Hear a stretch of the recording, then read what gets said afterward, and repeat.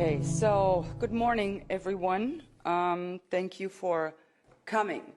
We're pleased to hold another press conference today because of the events unfolding after the committee session of last Monday, when our colleague, who I hope will still be able to join us this morning, asked Pfizer a question, and the answer was really what made the news.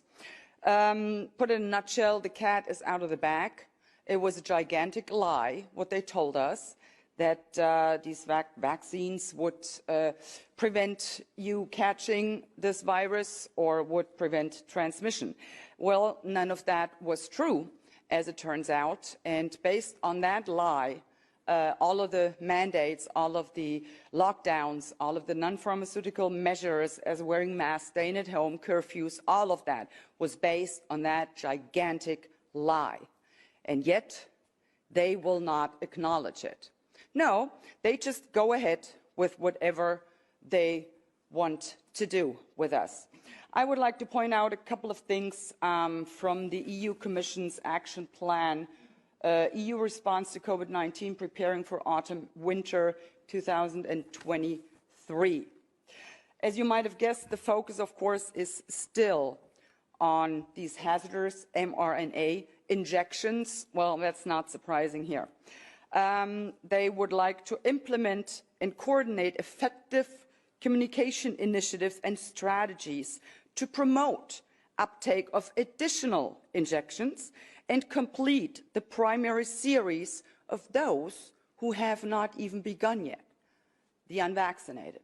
So once again, a particular group of a population is being targeted, and that's what they're trying to do.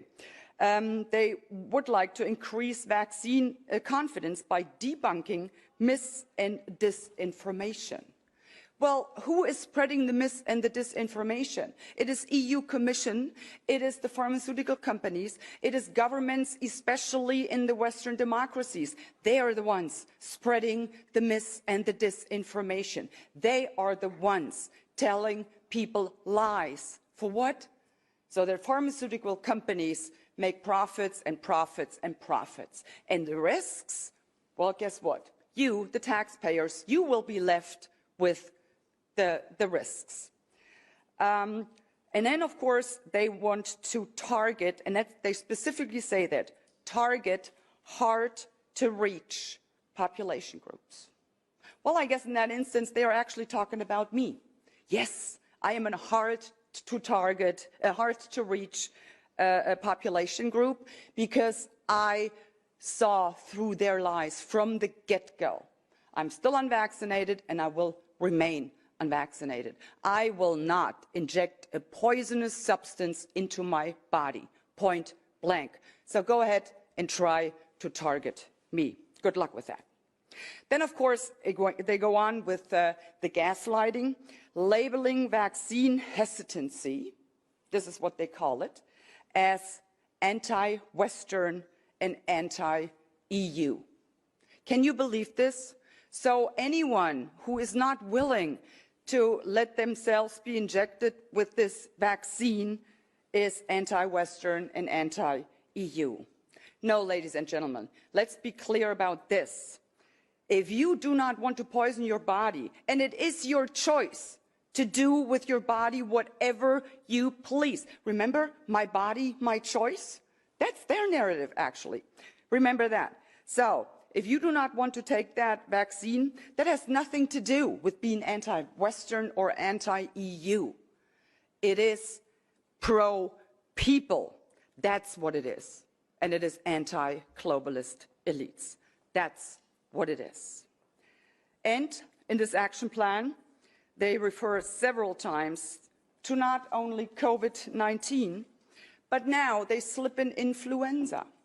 So this will be the next step for their measures, whether it be vaccinations or non-pharmaceutical interventions like wearing masks or staying at home curfews. Then they will be able to do so when there is an influenza pandemic or wave. And whenever I think they could not possibly come up with yet another atrocity to inflict on people, they sure as heck prove me wrong. The EU Commission proposes now the prioritized administration of the update injection for the vulnerable groups, and then they list who these vulnerable groups are. And they start by saying people aged 60 years and older, individuals with underlying conditions. No problem there. But then they list another group. And you really need to brace yourselves for that one. The vulnerable group among those who should be given priority to take this update vaccine are pregnant women. I have never heard anything more despicable than that, because the point is this: they do not know what this vaccine does to the unborn child. They simply have no clue. And yet, now they're pushing it on pregnant people. And keep in mind, there has been a drop in birth rate. We don't know why that happened. You would expect the opposite of that. I mean, people were locked down. Remember what happened when they had a blackout in New York in the 70s? 9 months later, they were like babies left and right.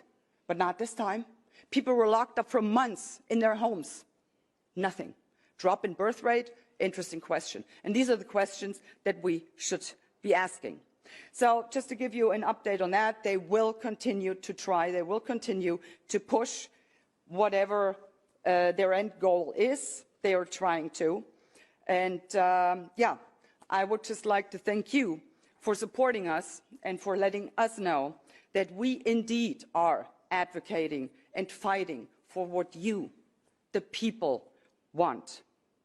These globalists and their puppets are but a few people with no regard for you, for the people.